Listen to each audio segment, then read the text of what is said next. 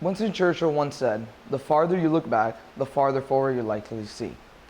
I think that this quote can be applied to current day America. The United States of America is just as divided today as it ever was. People refuse to sit at the discussion table and talk about the most important socioeconomic political issues facing our country today. It's crazy. I go on my phone and I look at the comments section and I see a debate happening. Then somebody drops a bomb and all hell breaks loose. Both sides refuse to sit at the discussion table. However, one thing very important. Both sides agree on one thing, and that is the need to have a conversation at the national level on these important issues.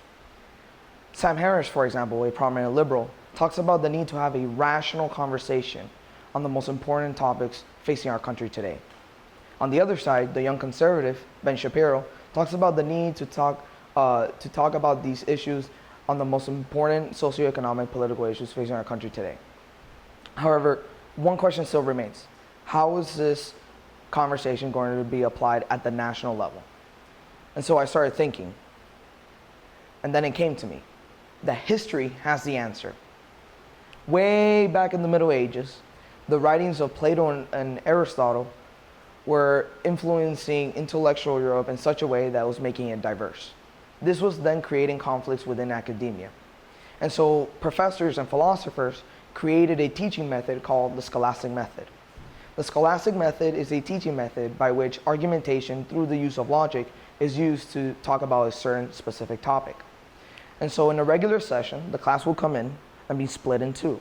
The professor would then give the questionum disputium, the disputed question in Latin. One side will be in favor and the other side will be against. At the end of the discussion, the professor would then give his own insights. Now, I think that this can be used in our current public school system in such a way that students are able now to talk about the most important issues facing our country today, just with the omission of teachers having to express their own opinions. And I think that this method and this teaching method, if applied to the public school system and possibly private school system, can give outcomes of two sorts. The first outcome would be to create trade-off solutions in such a way that both sides are able to compromise on these important socioeconomic political issues facing our country today. And then the other outcome will be an understanding of the other side. And I think that this method can be used to stop demonizing the other side, from whichever side you're on. Now, I know that this idea is not the best one, but it is a direction towards an optimistic future. The crazy thing, though, is that this entire speech is nothing more than a proposition and an argument.